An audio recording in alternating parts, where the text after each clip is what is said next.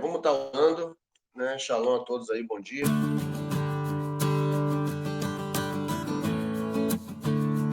Vamos estar orando para iniciar nosso estudo, Romanos capítulo 4 hoje, para que nós possamos aí estar crescendo na palavra, né? No entendimento aí. Vamos orar? Deus Santo, bendito, louvamos o teu nome, Senhor. Agradecemos a Ti por esta manhã, que Tu venhas, ó Deus, falar aos nossos corações. Pedimos a Ti, Senhor, perdão pelas nossas falhas, pelos nossos pecados, ó Pai, nossas transgressões que muitas vezes cometemos, até mesmo, Pai, sem perceber. Mas que o Senhor venha, Senhor, nos instruir a cada dia na Tua palavra, que possamos ter os nossos olhos abertos, ó Pai, para entender, Senhor, a Tua palavra, como diz lá em Salmo 119, verso 17. Abra os nossos olhos para que possamos ver as maravilhas da Tua palavra, Senhor. Por isso, pedimos a Ti, abençoa cada um dos Teus filhos que aqui estão nesse momento, online conosco, aqueles que vão ouvir depois, ó Pai, o áudio, que o Senhor venha abençoar a vida, ó Pai, os que vão chegar depois. Toma, Senhor, em Tuas mãos, fortalece, dá entendimento, sabedoria. Ó Deus querido, pedimos a Ti, Senhor, para aqueles que estão enfermos, que o Senhor venha abençoar, o Senhor venha trazer cura, restauração de saúde. Clamamos por aqueles que estão enlutados, ó Pai, que possa haver conforto, conforto. Que o Senhor venha, Senhor, trabalhar, Senhor, em cada coração.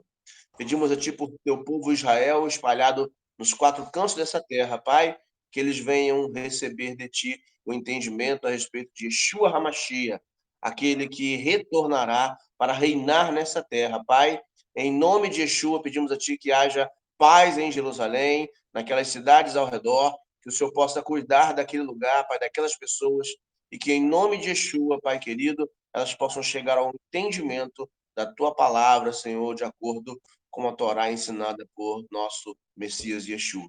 Opera, Senhor, em nossas vidas, ser com cada um de nós, toma o nosso Rav Yohanan em Tuas mãos, dá, Senhor, descanso para ele, dá, Senhor, saúde, que o Senhor venha abençoar, Pai querido, a vida dele, da família dele, Pai querido, e cada um dos administradores desse grupo, Carral do Chuvá, que o Senhor venha, Senhor, abençoar e fortalecer os Roshim, ó Pai querido, que o Senhor venha tomar em Tuas mãos, da sabedoria, para guiar, Senhor, o povo, Senhor, que está juntamente com cada um deles, ó Pai. Nós pedimos a Ti, gratos, ó Deus, em nome de Yeshua Mashiach. Amém. Amém. Baruch Hashem, irmãos. Vamos iniciar o nosso estudo. Romanos, capítulo 4. Abra aí a sua Bíblia, para nós podermos estar acompanhando, estarmos seguindo juntos nesse entendimento.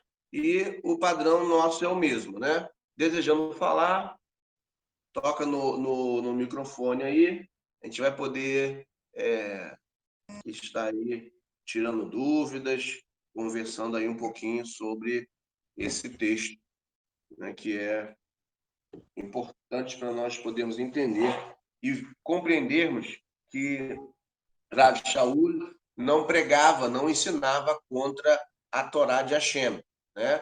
Muito pelo contrário, tudo o que ele falava estava dentro, né, da Torá e indicando da Torá e nos profetas, ok? Então, um breve resumo aí, a gente está entendendo que Paulo está escrevendo para uma comunidade que era mista, né, mas um maior contingente de ex-gentios, pessoas que tinham se aproximado a Israel através de Yeshua, e que dentro dessa comunidade havia alguns religiosos, vamos dizer assim, né?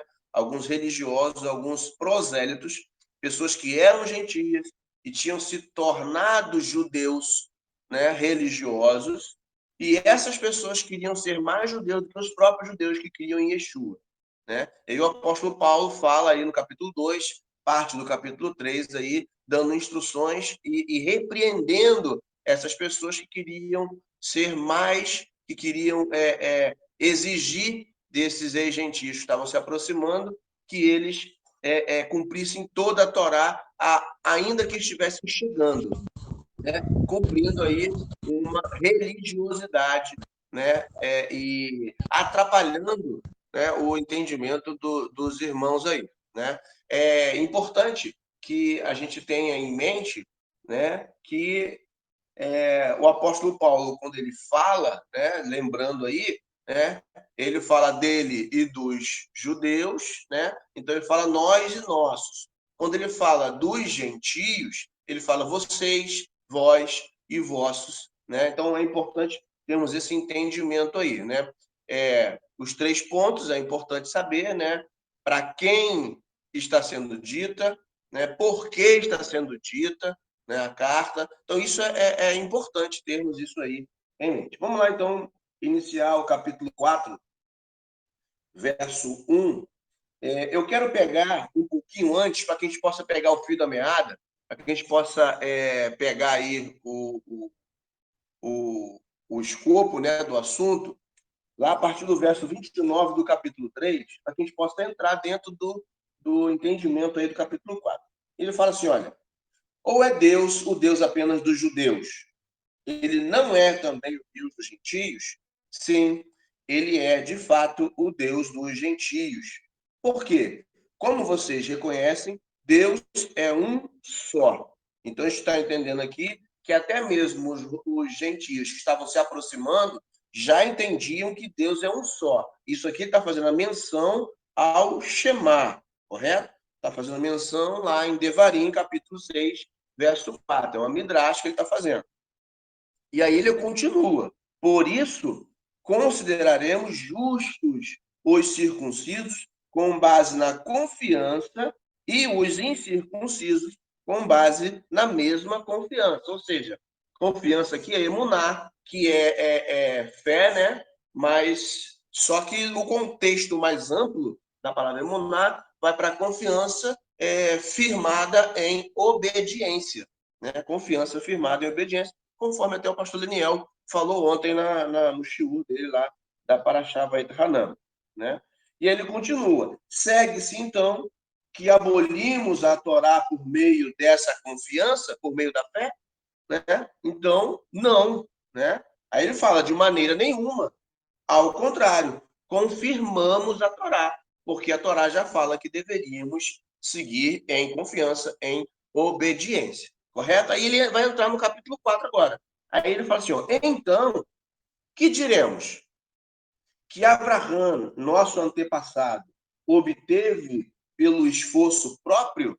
Né? Ou seja, Abraão foi justificado, ele obteve justificação pelo esforço próprio dele? Olha só a pergunta que ele está fazendo, tá? Aí ele continua no verso 2. Por quê? Porque se Abraão veio a ser considerado justo por Deus pela observância legalista, olha aí, ó, observância legalista, tá? Ele tem do que se gloriar, mas as coisas não são dessa forma diante de Deus. Ou seja, nós não podemos achar ou entender que vamos ser justificados por Deus mediante uma observância legalista, ou seja, cumprir mandamentos de forma simplesmente legalista, com o objetivo de ser justificado por Deus. Isso é impossível, porque a justificação só vem por meio da fé, por meio da confiança, ok? Ou seja, da obediência. Obediência a quê? A Torá que Yeshua ensinava, a Torá correta, a Torá sem dogmas. Isso é o que Paulo está falando aqui. Então, não é a observância religiosa, a prática meramente religiosa, com religiosidade de algo que vai me trazer a justificação, mas a observância correta, precisa e obediente das Escrituras, da Torá, da mesma forma, né? E seguindo o exemplo aí de Yeshua HaMashiach, ok? Seguindo aí. Só lembrando aí, se alguém quiser falar, tá, basta aí tocar no microfone aí, tá bom? Verso 3. Verso 3. Pois, o que diz o Taná? Avraham depositou a confiança em Deus e isso lhe foi imputado por justiça. Então está falando lá, olha, é uma midrash de Gênesis, Bereshit, capítulo 15, verso 6. O próprio apóstolo Paulo, Rabino Shaul, ele faz uma midrash lá de Gênesis 15, 6, tá? Dizendo, Abraham depositou a confiança em Deus e isso lhe foi imputado como justiça. E ele continua no verso 4. O pagamento do trabalhador não é acreditado por causa da graça, mas porque ele é devido. Ou seja, o pagamento do trabalhador não é entregue a ele por misericórdia do patrão, mas porque isso lhe é devido. Ele trabalhou, fez jus e vai receber. É disso que Paulo está falando. A mesma coisa, ele está fazendo uma comparação ao que aconteceu com Abraão. Né? Abraão depositou confiança em Deus, certo? Depositou confiança em Deus, e isso lhe foi imputado como justiça, ou seja, então ele recebeu justificação por causa da confiança firmada na obediência, ok? Então Paulo está fazendo essa comparação aí, tá? Falando sobre isso aí para mostrar para nós que não basta sermos religiosos, né? Não devemos ser religiosos, seguir uma religiosidade. Devemos obedecer a palavra em confiança, fiel. Aí ele continua no verso 5. Todavia, no caso daquele que não trabalha, mas confia naquele que transforma pessoas impiedosas em justas, sua confiança lhe é acreditada como justiça. E aí ele amplia o entendimento. Ele fala, olha, assim como Abraão depositou confiança no Eterno e foi imputado como justiça, o pagamento do trabalhador não é acreditado por causa de misericórdia, por causa de graça, mas porque ele é devido. Aí ele amplia. Todavia, no caso daquele que não trabalha, né, mas confia naquele que transforma pessoas impiedosas em justas, sua confiança lhe é acreditada como justiça. Ou seja, você não executou o trabalho requerido, né? Não executou o trabalho como Yeshua, que a gente não consegue ser perfeito como ele foi, mas a nossa confiança é depositada nele. E essa confiança nossa, depositada nele, nos é acreditada como justiça. Então, a justiça dele vem para nós, né? E nós recebemos isso por causa da confiança, por causa da fé e obediência, por causa da cavaná do nosso coração, a nossa intenção em querer obedecer de forma correta, seguindo o exemplo de Yeshua HaMashiach. Aí, o que acontece? Isso nós recebemos, né, esse pagamento como justiça para as nossas vidas, ok? Até aqui, tudo bem? Todo mundo entendendo?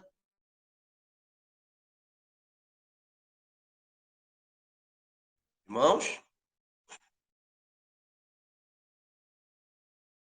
Irmãos? Sim, entendemos. Ok, então, para o Hashem, vamos seguir. Verso 6.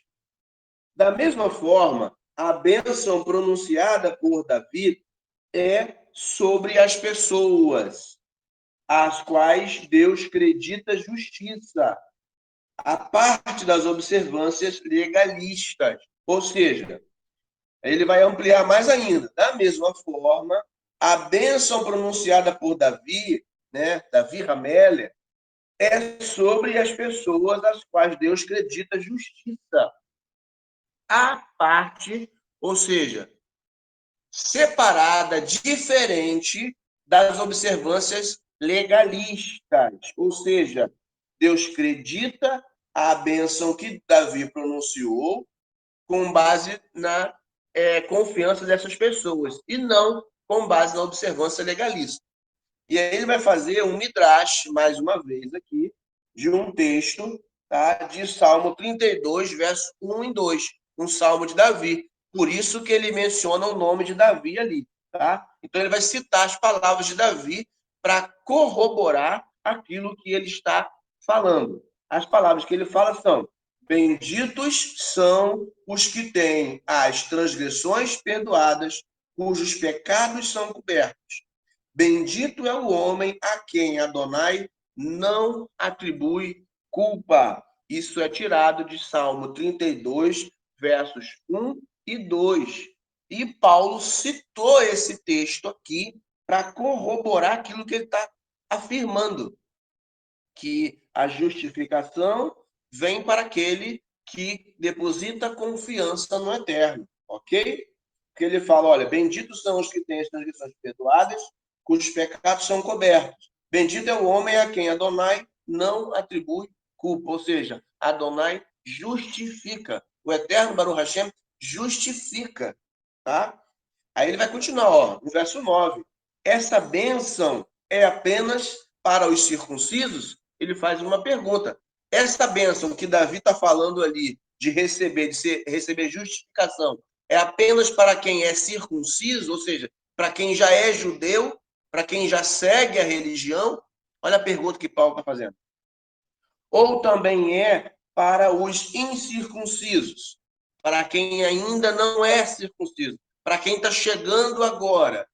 Olha a pergunta que Paulo está fazendo.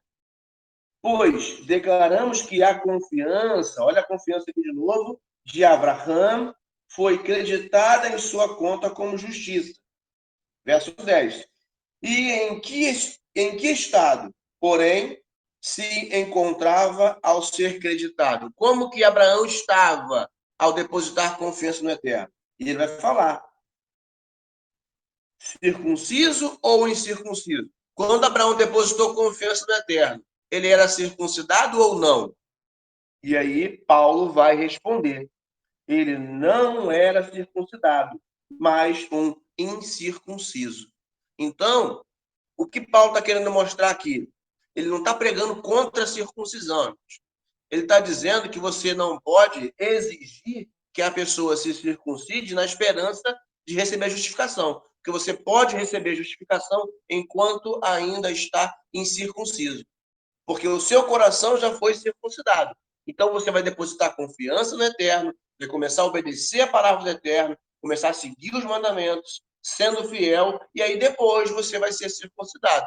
Mas o que ele está querendo mostrar é que Abraão depositou fé. Isso foi acreditado como justiça para ele quando ele ainda era incircunciso. Então a importância aqui não está no fato de se exigir a circuncisão, está no fato de se obedecer. Ok? A importância está no fato de se começar uma vida de obediência firmada na palavra do Eterno, firmada na fidelidade. É isso que o Rabino Shaul está falando aqui. Ele não está pregando contra a circuncisão, dizendo que não é mais para circuncidar. Certo? Vamos lá. Aí ele continua. Verso 11. Na verdade, ele recebeu a circuncisão como sinal, como selo da justiça acreditada com base na confiança dele, enquanto ainda era incircunciso. Então, olha isso que lindo. Então, a circuncisão é um sinal, né? Uma aliança que Deus está afirmando com ele. Por quê? Porque o coração dele já tinha sido circuncidado, ele obedeceu fielmente à palavra do Eterno e agora estaria demonstrando toda essa fidelidade, toda a justiça que Deus acreditou na vida dele, através desse sinal que é a circuncisão. Ok? Então ele demonstrou isso, aí ele continua. Isso aconteceu para que ele pudesse se tornar o pai de todo incircunciso que confia. É por isso que nós, né, que ainda não somos circuncidados, as pessoas que estão chegando, nós temos Abraão como nosso pai. Por isso chamamos de pai da fé, pai da confiança. O texto que Paulo está dizendo aqui. Ou seja, por quê? Porque da mesma forma que ele foi acreditado, recebeu justificação, né, pela confiança antes de ser circuncidado, nós seguimos o mesmo exemplo.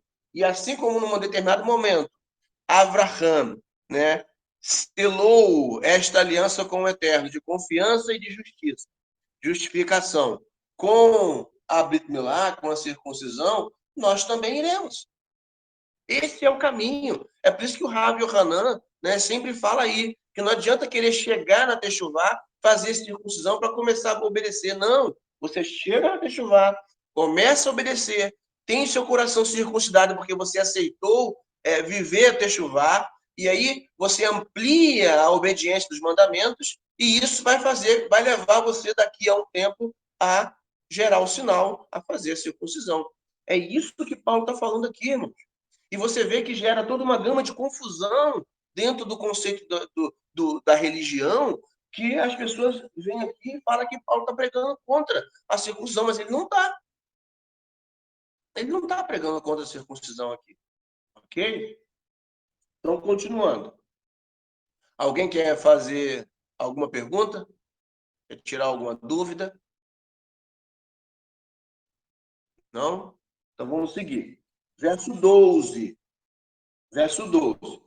Ao mesmo tempo, ele é o pai de todos os circuncidados que não passaram apenas pela Brit Milá, pela circuncisão, mas também seguem os passos da confiança que Abraão, nosso pai, possuía ao ser circuncidado. Então, olha isso. Isso aqui é importante entender.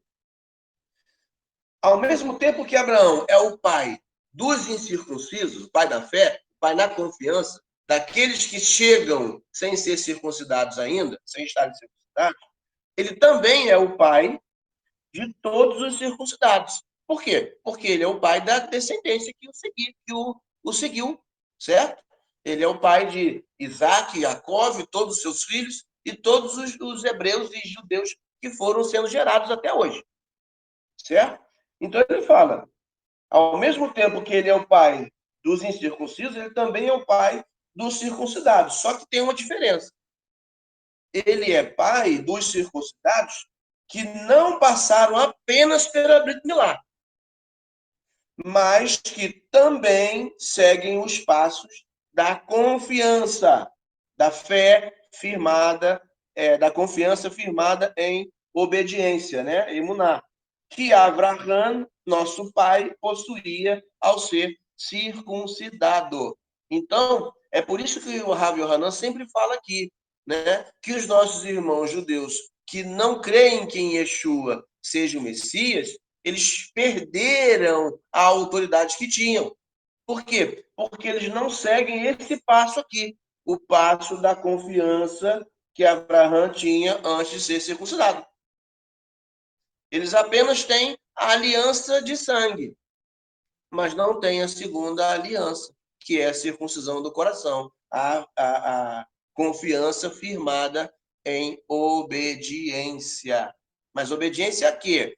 A Torá que Yeshua pregava, a Torá verdadeira, não uma Torá legalista, não um legalismo, não aos dogmas, ok? Seguindo, então, estou observando aqui, tá? Conforme alguém for ter dúvida aí, eu vou estar observando aqui. E se eu não observar, alguém me alerta aí, por favor, tá bom? Até aqui, alguém quer perguntar alguma coisa? Não? Então vamos seguir. Verso 13. Verso 13. Porque a promessa feita a Abraão e à sua semente de que ele herdaria o mundo não ocorreu por causa do legalismo. Olha isso, irmãos.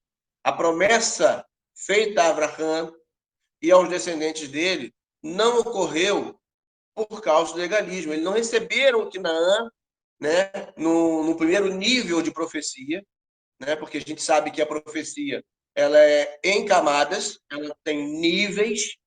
Então, promessa da terra no primeiro nível, no nível imediato, a terra de Canaã, e no nível profético mais futuro, tá? O Olam Rabá, né? A gente adentrando pelo milênio com Yeshua e depois o Olam Rabá. Então, o primeiro nível da profecia ali se deu na terra de Canaã, mas eles não receberam essa profecia, não receberam essa promessa da terra simplesmente pela obediência legalista, mas porque confiaram, confirmaram a obediência firmada, né, a confiança firmada em obediência, ok? Ele continua, mas não foi por causa do legalismo, mas mediante a justiça produzida pela confiança, aquilo que eu já falei. Verso 14. Se os herdeiros são produzidos pelo legalismo, então a confiança é inútil e a promessa sem valor. Ou seja, se aqueles que irão receber, né, se os herdeiros são produzidos com base no legalismo, em obediência legalista, em obediência a dogmas, em obediência a cercas, então tudo o que o Eterno prometeu, né, é inútil, é sem valor, porque não tem base naquilo que é estruturado, naquilo que é firme, que a própria palavra diz que a emuná, ela é firmeza. Então, por isso que o apóstolo Paulo fala, se os herdeiros são produzidos pelo legalismo, então a confiança é inútil e a promessa é sem valor. Por quê? Porque está baseada em algo que foi criado pelo homem, não que foi estabelecido por Hashem, que é o legalismo, certo? Então, se a gente espera ser justificado, assim como aqueles religiosos de Roma, pela obediência a dogmas, a leis de cerca, então nós não seremos justificados. E a nossa esperança é vã. Nós vamos morrer, não vamos ressuscitar e nada vai ter nos servido. É isso que Paulo está dizendo. É isso que Paulo está deixando claro para nós aqui nesse texto. Certo? Então ele continua. Verso 15. Porque a lei traz punição, mas onde não há lei, também não há violação. Por quê? Porque a lei ela define o que pode e o que não pode. E aquilo que não pode, quando descumprido, acarreta uma punição. E aí ele fala: se não há lei dizendo o que pode e o que não pode, também não há violação. Porque como é que vai haver uma violação se não tem algo que diga que não pode fazer? É isso que Paulo está falando. Ele não está indo contra a Torá. Ele não está indo contra a lei de Deus. Ele está simplesmente estabelecendo algo que é óbvio. Se tem lei dizendo o que pode e o que não pode fazer, tem a punição para aquele que transgride. E se não tem lei, não pode haver punição, não tem transgressão. É simples de compreender. A mesma coisa a gente dizer, se não houvesse hoje a lei seca, por exemplo, não haveria punição alguma, não haveria violação alguma, a pessoa beber e sair dirigindo. Não haveria punição. Mas o problema é que há uma lei estabelecida dizendo que não se pode beber e dirigir. Portanto, se alguém bebe e dirige, ela acarreta numa transgressão, numa violação da lei. E se for pega, ela vai ser punida. É muito simples. Verso 16 agora.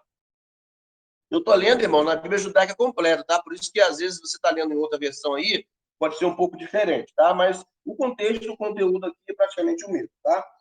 Verso 16, diz assim: a razão de a promessa ser baseada na confiança, olha aí, Muná de novo aqui, é que ela possa vir como presente gratuito da parte de Deus. Promessa que pode ser crida por toda a semente, não apenas por quem vive de acordo com a Torá, mas também por aqueles com o tipo de confiança de Abraão, Avino de todos nós. Ou seja, o que ele está dizendo aqui, né? Que a razão de a promessa, né, ser baseada na fé, confiança firmada em estabelecimento, né, em obediência, essa confiança, ela possa vir como presente gratuito. Olha a graça aqui, tá? Como presente gratuito da parte de Deus. Essa promessa que pode ser crida, ela é uma promessa que pode ser crida por toda semente. Quando ele fala toda semente aqui, ele está falando de todo ser humano. Seja ele gentio ou seja ele judeu. Porque olha como ele fala, pode ser crida por toda semente, não apenas por quem vive de acordo com a Torá, ou seja, por aqueles que estão debaixo da estrutura da Torá, conforme nós lemos no capítulo 3. Mas também por aqueles com o tipo de confiança de Avraham, pai de todos nós, ou seja, aqueles que ainda não estão totalmente debaixo da estrutura da Torá, também podem receber essa confiança, receber essa misericórdia, essa graça, esse presente gratuito de Deus. É exatamente por isso que os gentios se aproximam, podem ter condição de se aproximar, porque essa confiança com base na obediência pode ser crida, recebida também por eles, não apenas por quem já está na Torá, por quem já é filho de Abraão. Viu como é que o apóstolo Paulo deixa as coisas muito mais claras? E se você ler dentro do contexto correto, você consegue compreender claramente aquilo que ele está passando? Olha a continuação. Ele fala, verso 17. Isso está de acordo com o Taná. Ele vai mencionar um texto agora, uma midrash, que diz, é uma midrash de Gênesis 17, verso 5. Ele fala, olha, designei você para ser pai de muitas nações. E ele continua, Avraham é nosso pai aos olhos de Deus, porque ele confiou em Deus, como aquele que dá vida aos mortos e chama à existência o que não existe. O que é isso, irmãos? Dar a vida aos mortos e chamar à existência o que não existe. O que vocês acham que seja isso? Dar vida aos mortos e chamar à existência o que não existe. Lá na religião, chamar à existência o que não existe, nomear aquilo que ainda não tem nome, as pessoas pregam isso aí para receber, dizendo que isso é bênção. Você já pronuncia a bênção para você receber. É isso que eles falam. Mas qual é o contexto correto que Paulo está falando aqui? Dar vida aos mortos, olha só o que ele fala aqui. Abraão é nosso pai aos olhos de Deus, porque ele confiou em Deus, tá? Ele depositou confiança no Eterno, como aquele que dá vida aos mortos. Lembra-se do episódio de seu filho Isaac, que ele confiou que o Eterno poderia ressuscitá-lo, poderia trazê-lo à vida de volta, mesmo se ele fizesse o holocausto com Isaac? Dar vida aos mortos aqui, que Paulo está falando aqui, dentro dessa confiança de Abraão, significa levar vida para aqueles que não têm. E quem é que não tem vida? Aqueles gentios que não conheciam o Eterno. Aqueles religiosos que vivem uma vida repleta de dogmas. É disso que Paulo está falando. E ele vai continuar dando um outro exemplo nesse mesmo nível, que é de gerar a existência aquilo que não existe. Um gentio não era conhecido como família do Eterno, não é conhecido como povo do Eterno, mas através da confiança depositada no Eterno, através da vida justa de Yeshua, aquele que não era povo passa a ser povo. Aquele que não era conhecido por Deus passa a ser conhecido. É disso que Paulo está falando aqui, irmãos. Está dentro do contexto daquilo que nós estamos falando. Ok? E ele continua, olha, verso 18. Por quê? Apesar de ter perdido a esperança, ele confiou que se tornaria pai de muitas nações, segundo o que lhe fora dito. Sua semente será grande. Outro midrash aí, lá em Gênesis capítulo 15, verso 5. Ok? Ou seja, quando ele recebeu a determinação do Eterno de ir lá e sacrificar Isaac no Monte Moriá, monte que se chama lugar que se vê Deus, Moriá, né?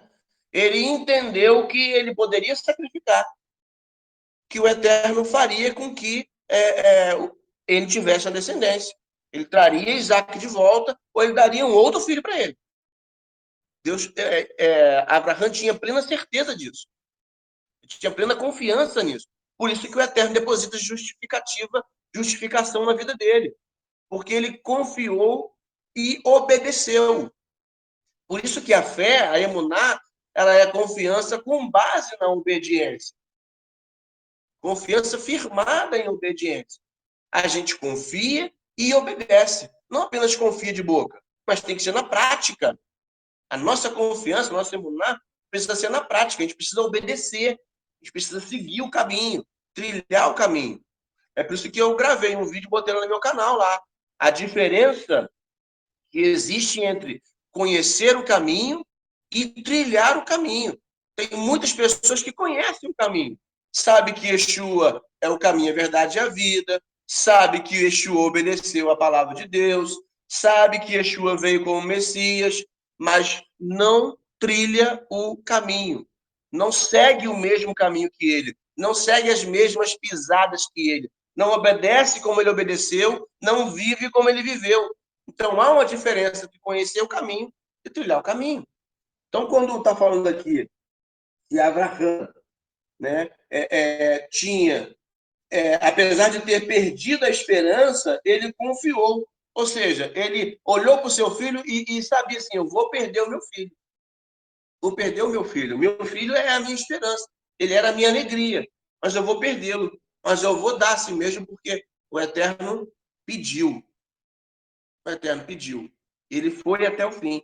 Chegou até lá em cima, no Moriá, lugar que se vê Deus, e levantou o cutelo. E aí, o Malachim do Eterno vem e fala, não faça isso, porque Deus viu que você é obediente a Ele. Irmãos, isso é tremendo, é tremendo. O Eterno dá testemunho da vida de uma pessoa. Nós vemos o Eterno dando testemunho da vida de Abraão. Nós vemos o Eterno dando testemunho da vida de Jó. Nós vemos o Eterno dando testemunho da vida de Daniel. Isso é emuná, que é confiança firmada em obediência.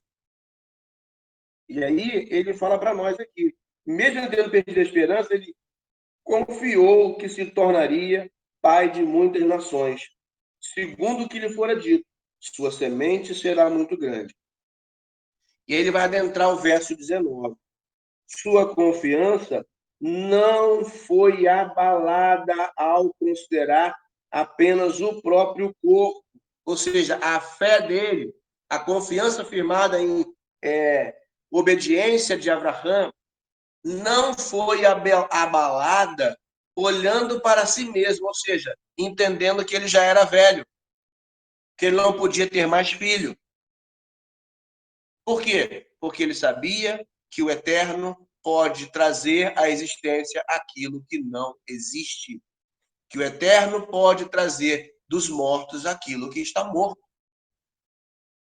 É disso que Paulo está falando, irmãos. E isso aqui é lindo demais, você olhar para isso aqui e compreender isso aqui e saber que tantas pessoas estão olhando para isso aqui entendendo errado.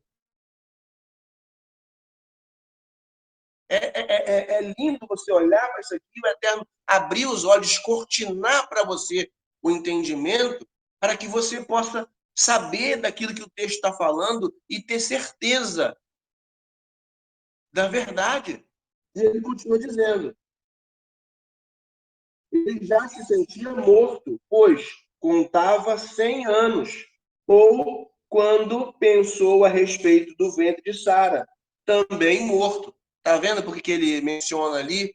Trazer à vida aquilo que está morto, trazer à existência aquilo que não existe, irmão. Está dentro do contexto. Não tem nada a ver com vitória, como é pregado na religião, nas pregações aí, né? As frases de efeito. Não tem nada a ver com isso, não. Vamos lá, então, vamos seguir. Verso 20, tá? Verso 20 do capítulo 4 de Romanos. Ele continua dizendo, ele fala no verso 19, né, que ele nem pensou, né, só confiou, ele fosse parar a pensar que ele já se sentia morto por ser velho, ou quando pensou a respeito de Sara, no ventre dela também ser morto, ele fala no verso 20. Ele não se posicionou contra as promessas de Deus por falta de confiança. Ou seja, ele não duvidou da promessa de Deus. Em momento algum ele duvidou, mas ao contrário, ele continua. Por meio da confiança, por meio dela, lhe foi concedido poder à medida que dava glória a Deus. Tá? Irmãos, à medida que ele dava glória a Deus aqui, tá? Muitos crentes vão ler isso aqui e vão dizer, tá vendo? É por isso que você tem que falar glória a Deus direto, para poder você receber vitória. Não é isso aqui, não, irmãos. O dar glória a Deus aqui é acreditar a glória que Deus merece. Ou seja, através do seu ato de obediência, da sua atitude correta, da sua vida de justiça. Isso acredita glória para Deus. Isso realmente dá glória para Deus. Que a gente vê por aí, né, uma ênfase muito grande na questão de dar glória. Você vai em culto aí, as pessoas passam o culto todo dando glória, né?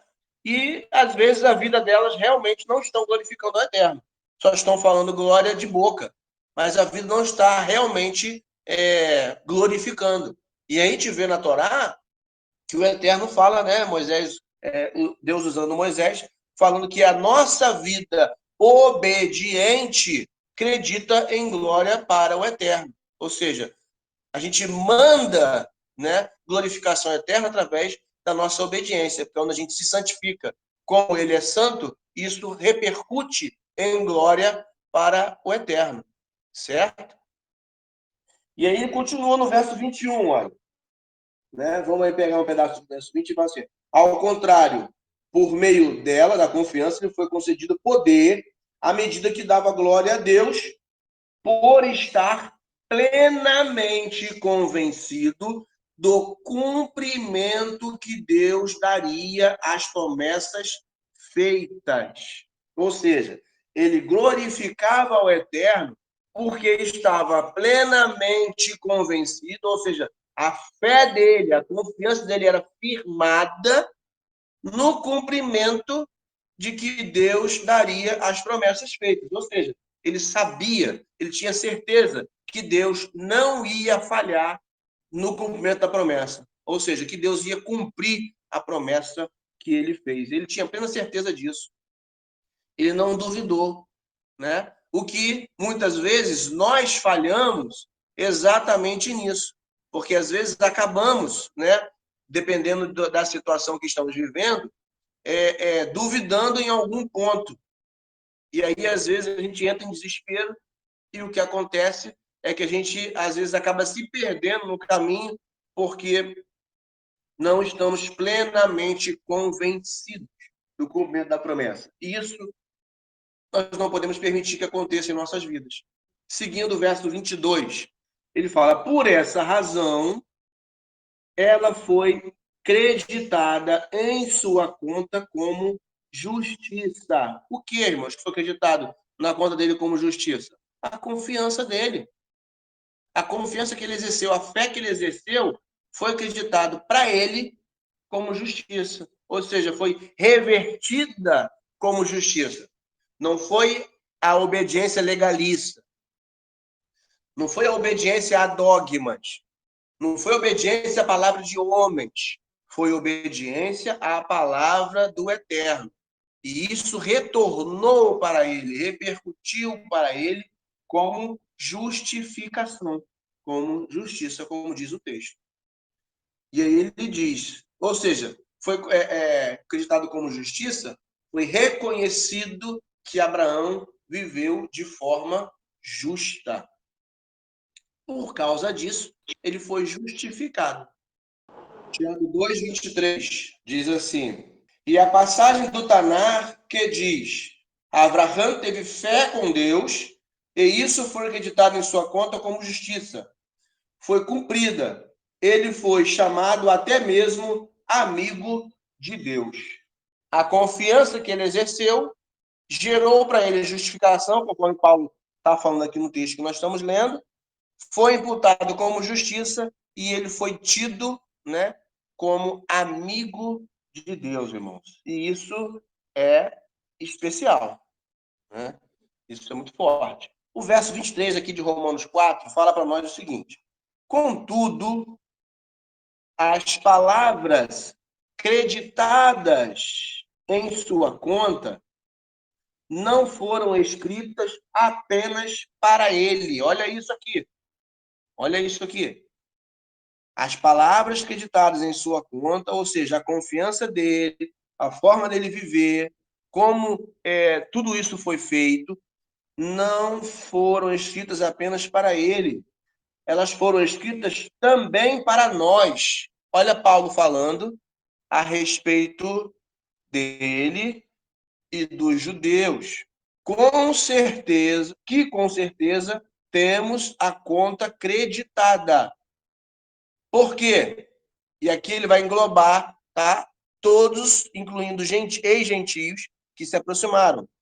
Por quê? Confiamos naquele que ressuscitou Yeshua, nosso Senhor, dentre os mortos. A confiança não é em Yeshua que ressuscitou, tá entendendo? A confiança é naquele que ressuscitou a Yeshua. Porque Yeshua não se ressuscitou a si mesmo. Vou ser redundante. Yeshua não se ressuscitou a si mesmo próprio sozinho. Vou fazer uma brincadeira aqui. Entendeu? Ele não se ressuscitou a si mesmo. Ele foi ressuscitado pelo Eterno. E isso era entendimento crasso, era entendimento claro aqui na mente dos Talmidim. Veja que Paulo fala isso. Porque confiamos naquele que ressuscitou Yeshua, nosso Adon, nosso Senhor, dentre os mortos. A confiança depositada, a fé, é depositada no eterno. E nós seguimos o exemplo de Yeshua, os exemplos da vida justa dele, a Torá que ele ensinou. Mas assim como o próprio Yeshua depositava a sua fé, a sua confiança no eterno, que o podia ouvir, conforme nós vimos lá em Hebreus capítulo 5, porque o texto de Hebreus capítulo 5 diz que Yeshua passou a sua vida fazendo orações e clamando ao eterno que o podia ouvir. Paulo está falando a mesma coisa aqui. E ele continua no verso 25. Yeshua, que foi entregue à morte por causa de nossas ofensas e ressuscitado à vida a fim de nos tornar justos.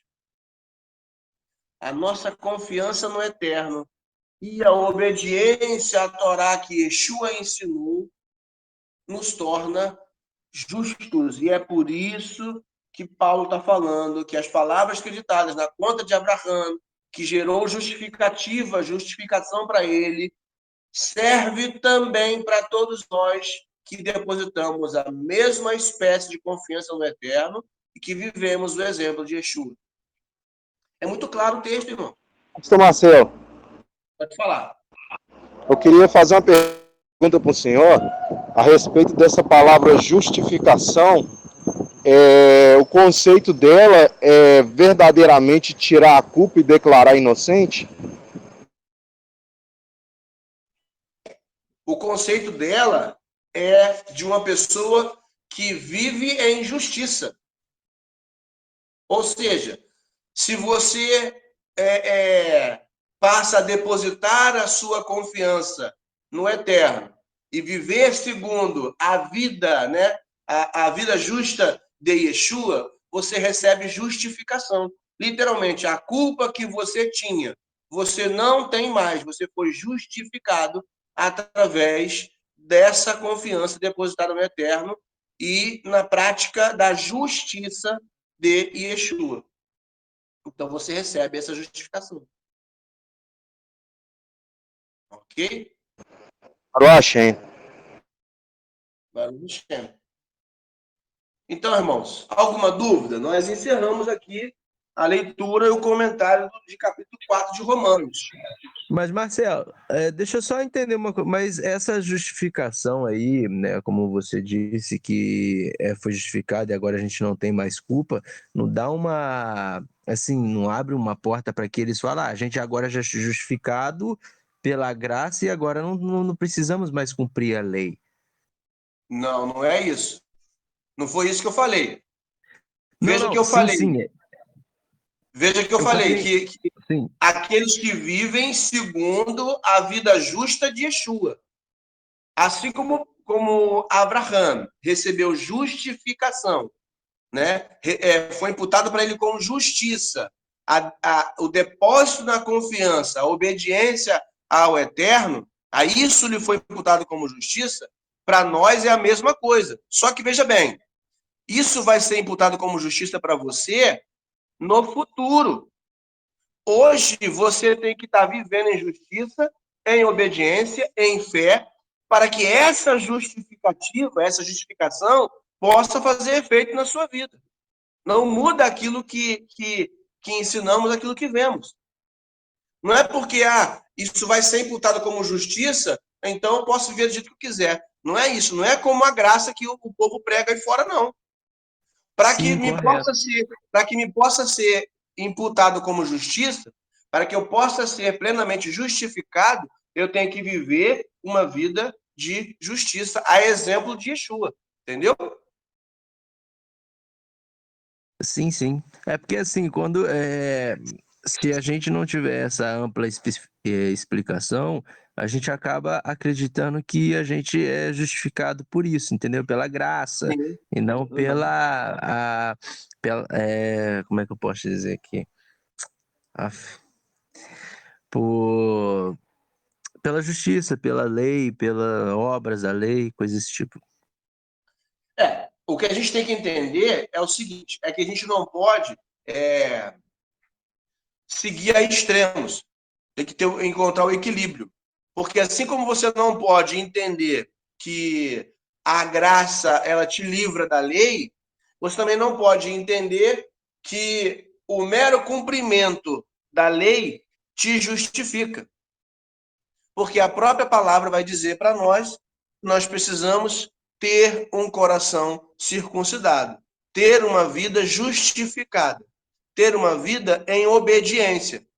Quando nós vivemos essa vida em obediência, né, e não significa que você nunca vai errar, e por isso você precisa da graça, que é a misericórdia do Eterno, né, você precisa seguir esse caminho. Ou seja, eu tento o tempo todo viver de forma a obedecer a palavra do Eterno. Mas, vez por outra, eu vou derrapar. Eu vou escorregar em algum momento. Sem querer, porque eu estou pretendendo viver, estou debaixo da estrutura da Torá, eu estou vivendo os mandamentos, eu estou obedecendo, estou praticando. Mas, às vezes, eu acabo derrapando. E é nesse momento que a misericórdia, que a graça, ela vai fazer efeito na minha vida. E a justificação vem exatamente por causa da minha vivência de prática de justiça. Entendeu? Amém, Então, Hashem. eu não posso seguir como a religião aí, o cristianismo ensina. Eu fui salvo pela graça e agora eu não preciso mais obedecer a lei. Mas também eu não posso seguir como o judaísmo ali muito tradicional, muito ortodoxo, né? E dizer que eu não preciso da misericórdia, eu só preciso obedecer a lei. Porque a gente tem um exemplo clássico que aquele jovem chega para Yeshua e pergunta para ele o que ele deveria fazer para obter a vida eterna. Olha a pergunta, muito, muito boa a pergunta dele. como eu faço para obter vida eterna? E Yeshua falou para ele, como é que você lê o mandamento? Aí, eu faço isso. Aí ele falou assim, muito bem. Você faz isso? Faço. Então, vai lá, vende tudo que você tem, dá aos pobres, vem e me segue. Aí ele ficou como? Ficou meio desnorteado. Mesmo Yeshua tendo falado para ele, olha, você está próximo da vida. Mas faltava uma coisa para ele. Né? Então, nós temos que entender que precisamos ter o equilíbrio. Né? Nem muito uma coisa, nem muito outra. É por isso que Paulo está falando isso aqui. É a confiança que é acreditada como justificação.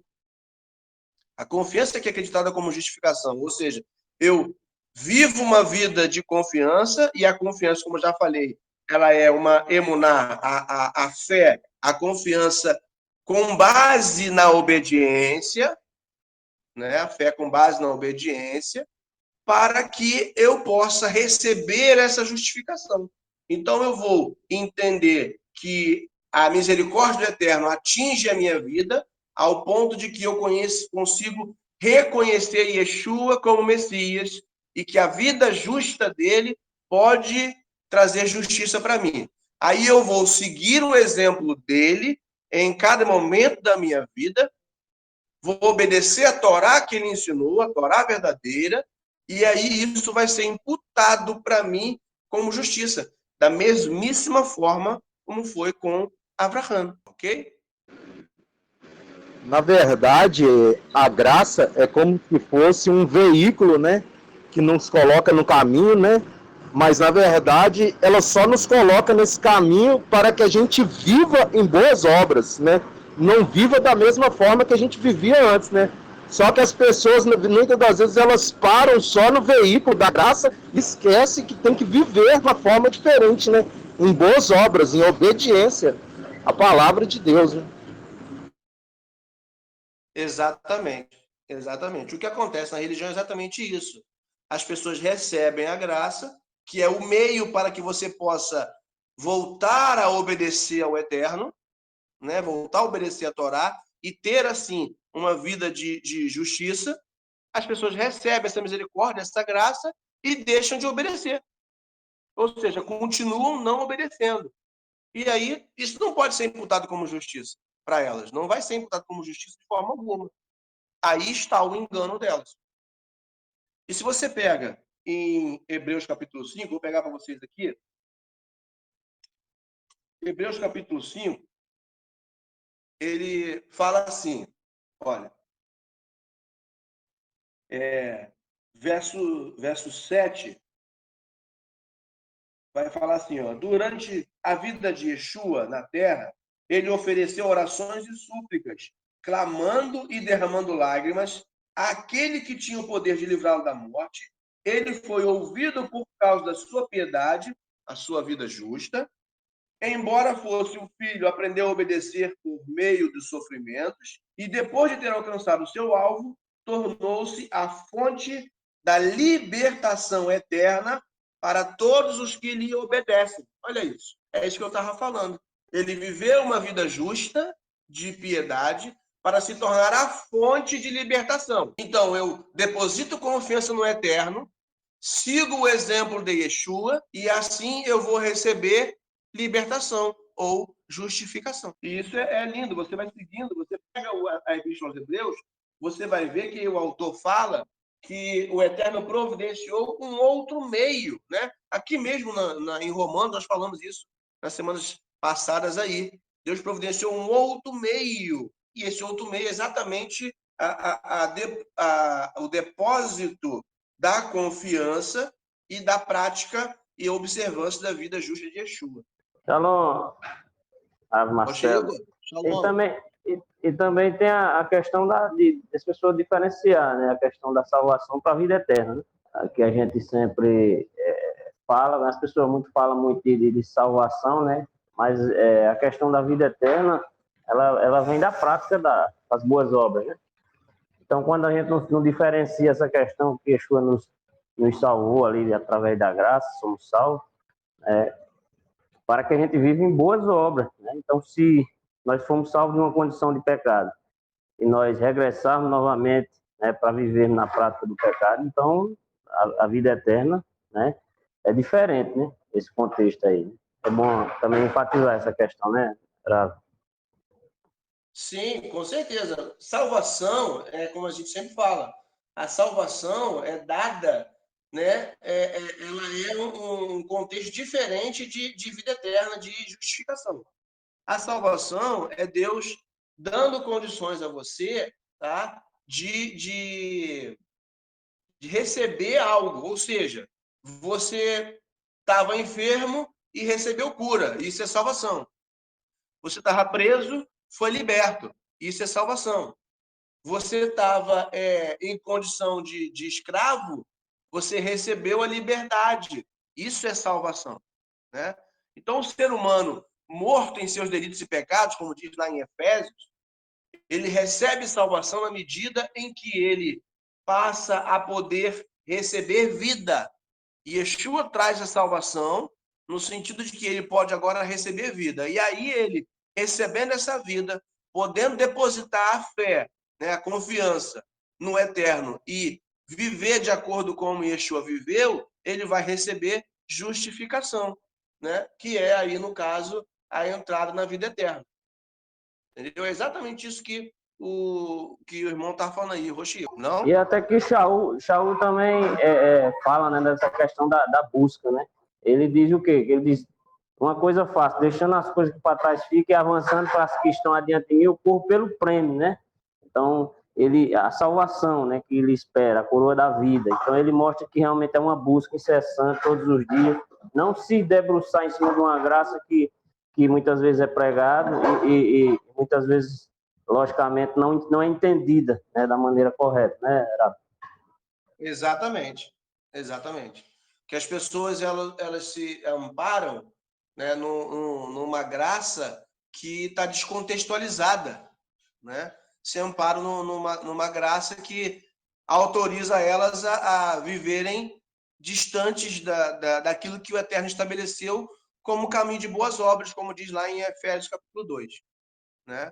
E a gente sabe que não é assim. A graça é justamente o quê? A misericórdia de Deus aplicada na nossa vida, através da vida justa de Yeshua, recebemos condições de passar a obedecer e viver em novidade de vida, ou seja, viver a obediência aos mandamentos do Eterno, para que possamos, assim, sermos justificados e entrarmos no reino. Então, essa é a forma correta de ver a coisa. E as pessoas veem aí de forma errada que eu vivo na graça agora e eu não preciso mais obedecer. E aí não é bem assim que a gente está lendo aqui nos textos de Paulo, não é isso?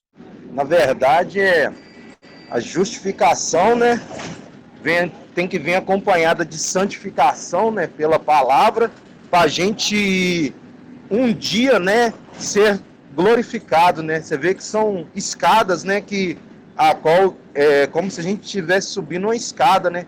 Cada dia um degrau, né, pastor? Na verdade, a justificação ela é o resultado da santificação e da obediência. A justificação não vem antes. A justificação ela vem depois, certo? Primeiro você obedece, se santifica, para depois receber justificação. A justificação é o que aconteceu com Abraão, conforme nós lemos aqui em todo esse capítulo 4. É o reconhecimento do Eterno pela sua prática de obediência, conforme aconteceu com Abraão. Então, a confiança de Abraão no Eterno foi imputado para ele como justiça. A mesma coisa acontece conosco. A nossa obediência ao Eterno, a nossa santificação, vai nos ser imputado como justiça, ou seja, seremos justificados. Então, obediência, santificação para receber justificação. Ok? Ah, Baruch Hashem, bem entendido. Eu tinha colocado os termos invertidos, mas é isso aí mesmo. Amém, Baruch Hashem. A gente já encerrou o capítulo 4 de Romanos, e como a gente está fazendo aí um capítulo por dia, né, por semana, eu acho que, se não houver dúvidas mais, nem comentar, a gente pode encerrar.